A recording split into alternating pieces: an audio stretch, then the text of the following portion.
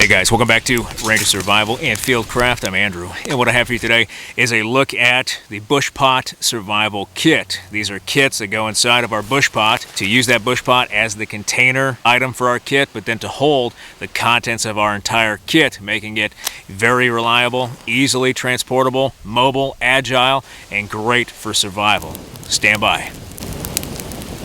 Now we've got our Bush Pot Survival Kit. There are a lot of different survivalists out there that advocate for putting survival items in your container, thus turning the entire container and the contents inside into a Bush Pot Survival Kit. Morris Kohansky, Les Stroud, a lot of famous survivalists out there. We can place a lot of things in our bush pot, making it a complete survival kit. However, we could be away from this kit or not have it with us or lose it because it's in our backpack. So we should probably have items on our person, and we need to talk about those. Like a good ranger instructor once said, have a knife, a way to start fire, and a snack in your pockets because we survive out of our pockets. So let's talk about those real quick.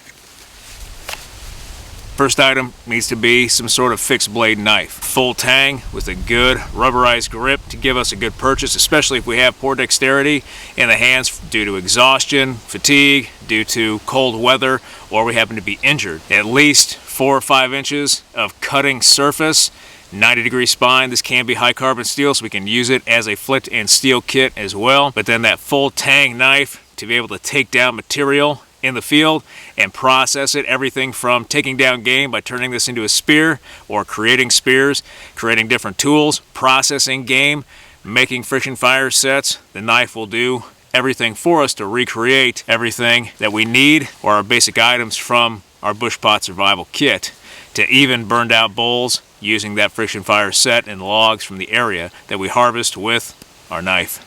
The multi-tool is, in my honest opinion, better than having a Swiss Army knife in your pocket. The benefits of a multi-tool, I think, outweigh the Swiss Army knife. We could carry both too, but with a multi-tool, not only do we have those extra cutting tools, a file to file down pieces of metal, the awl or reamer for drilling, even a saw blade for notch carving, can opener, and then a secondary blade. But we have the pliers themselves. We can take these pliers and we now have an extra set of hands that we can use to manipulate man-made material in the field and even natural material. Things like pieces of metal, glass, wire, stone. We can use these pliers as an extra set of hands. We can also use these pliers and pull hot things out of the fire, which means it can actually work within the fire now because we have metal hands basically in the form of these pliers. A multi-tool is going to give us a lot of bang for our buck. Next, a hank of paracord. We could put paracord in our pockets. It's about 10 to 15 feet of paracord that we can use for shelter, improvisation, making snares, tools, hobo reels, fishing line.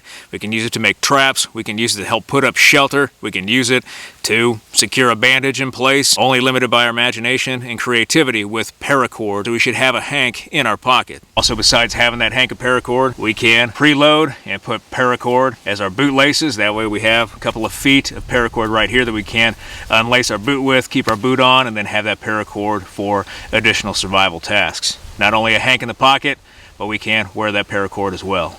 And then a way to start fire. That lighter is going to be that number one way because it gives us instant flame that we can light a fire with or tinder with to get a fire going. We can also use the tape around the lighter as a flame extender to keep that flame going, thus saving the fuel in our lighter because it is limited.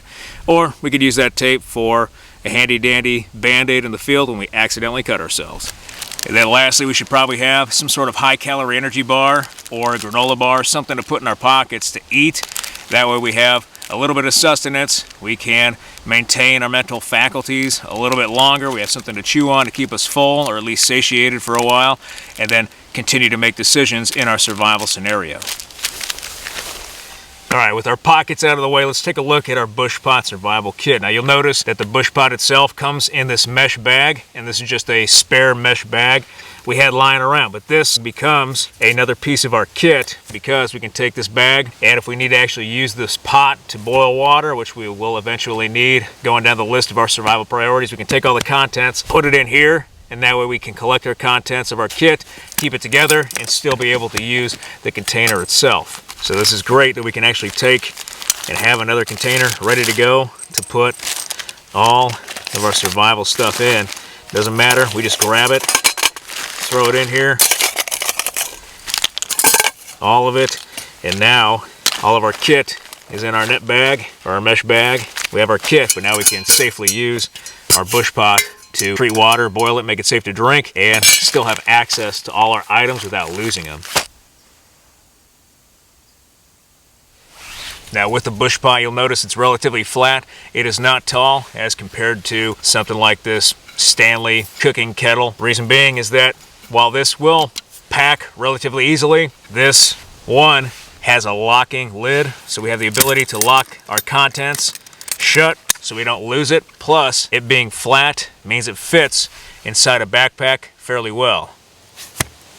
Now, downside to this kit, as we open it, notice the pot handle, and we got the lid self-locking, like I mentioned, is that everything's just going to be kind of thrown in here. We could put it in containers to make sub-kits, but everything's kind of thrown in. That's a downside of having a kit like this if we don't organize it or take the time to organize it. Some of these things are organized, some are not, so we kind of have to dig through it. But again, a larger, flatter container means that we can easily find the items that we need for whatever task we're going to be completing. Now first we have that lid. Underneath the lid is just an aviator's signal panel. This is a silky, so very small, in a plastic bag, one to help protect it, but then to give us an extra container in the form of a plastic bag. And we also have the lid that we can use as a signaling device with the sun's rays, much like our signaling mirror. And we can also put this on the fire and cook in it, or boil water in it, or make different medicines or whatever we need to do in the top of the bush pot with the lid. Next, we just have a brew kit or a drink kit. Let's take a little closer look at our brew kit. Very simple kit that we have 4 bouillon soup cubes. I believe these are chicken, so we can make soup. We got a couple instant coffee packs. Not really supposed to drink coffee in a survival situation, but having the ability to have coffee is definitely a morale booster, even if it's the Starbucks stuff. Next, we have tea packets. We've got 4 sugar packets, and then we've got 4 creamer packets to go with our brews. And then holding that together is just a simple MRE drink bag. Keeps everything waterproof, fairly durable. And we have another bag right here that we can collect water materials in. Next, just a commando wire saw with a spare saw blade. We have the mechanisms here to actually secure the wire, and then we can use the rings with toggles as a commando wire saw technique, or make a bow saw with, but something to take down material. All right, next, some extra cordage, type 1 paracord, smaller version of paracord with 1 gut inside, and we can use this for finer lashing material or creating different tools. Next, a knife that is pretty good for a smaller kit, the Buck 55, just a smaller version of the Buck 110, but a great knife that we can use. We can also put a 90-degree edge on the spine to act as a striker with our ferro rod, but a nice small pocket knife that can go right in our kit. Then we just have a Scout ferro rod as part of our first item for fire starting. And we have small fishing kit. This kit has razor, some wire, bobber, sinkers, hooks, some sewing bobbins with actual fish line wrapped around them, and then a lure or two. And we can use this to create different fishing implements, hobo reels, cane poles, and go after fish at the water source. Next, just a emergency headlamp, or the E-Light by Petzl. Got a bright, low beam, strobe, red lens, and then we can lock it or turn it all the way off, but a small headlamp that we can put on our head to keep our hands free. It also has an emergency whistle on the band that we can use as another signaling device. After that, we have another signaling item, which is just a chem light wrapped with paracord. We can take this, create a buzzsaw, and at night or hours of limited visibility, it makes a great signal for search and rescue. Too easy to put in our kit. All right, more signaling items. We have a whistle for an auditory signal, and then an actual signaling mirror wrapped in foam wrapper with the foam inside with 100-mile-an-hour tape. One to help protect it, but then we can use that tape, tear it off for whatever we need. A Whirl-Pack 32-ounce drinking bag. We can use this with water treatment tablets to purify or treat or disinfect water to make it safe to drink. Another fire starting device, survival matches. See the matches inside. Most, if not all, have been dipped in paraffin wax to help keep them waterproof. We can scrape off that wax with our thumbnail and then use the striker to ignite the match. Another small multi-tool. This is the Leatherman Squirt, and I believe this has been discontinued from what I hear from you guys in the comment section, so I'm glad I have a couple of these. Just an extra set of hands, smaller tools, another small multi-tool in the kit. All right, a compass, a good compass to at least give us cardinal directions as well as to find accurate degrees or azimuths to land navigate with relative accuracy. Next, just a good old military cravat, triangle piece of 100% cotton dressing or cloth that we could use for a variety of purposes. Next, a candle that we can use to heat the inside of a shelter or flame extender to get a fire going. We have something that will hold a flame long enough for us to actually put it underneath our fire lay and keep it there until the fire is ignited. Next, just a couple of tinder cubes for emergency fire starting. Bring tinder with us. Next is just 3 Esbit fuel cubes. These fuel cubes we can use with the bush pot, but these are also excellent emergency fire starters. They burn for 10 or 15 minutes. Great for wet environments. Then we have just a basic sew kit, more 100-mile-an-hour tape for our repair kit to go along with our sewing kit. And then we have just a small medical kit. We got razors, small bandages, medical tape, and even antibiotic ointment and some safety pins in here that we can use for medical aid as well as improvisation. We also have a burn bandage. This is nothing more than a petroleum infused cotton bandage, so we can use this not only to treat burns, but we can use this to actually get a fire going as well. So not only does it start fire, but it will help treat injuries from fire.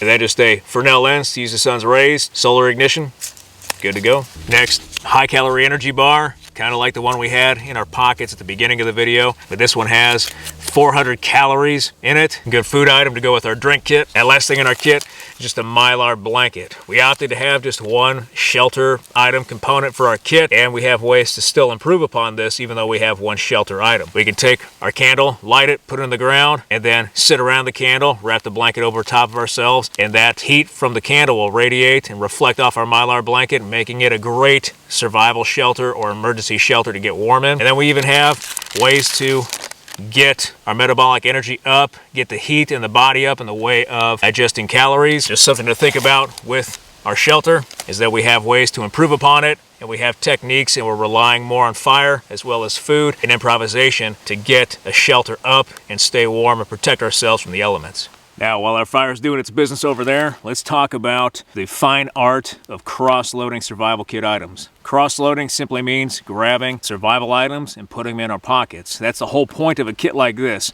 All of these items by themselves will be somewhat weak, but because we combine them into a kit, we have a lot of small items that give us a variety of options when it comes to survival. Things for fire starting, signaling, navigation, medical aid, all of those things are incredibly important. So we can take these items because they're smaller and place them in our pockets, cross-loading them in our clothing, in our coat, in our pants, even placing them in our shoelaces like 550 cord. In the event we ditch our kit for some reason, we can still affect survival with the most important items that we place in our pockets or cross-load. Alright guys, that does it for this video.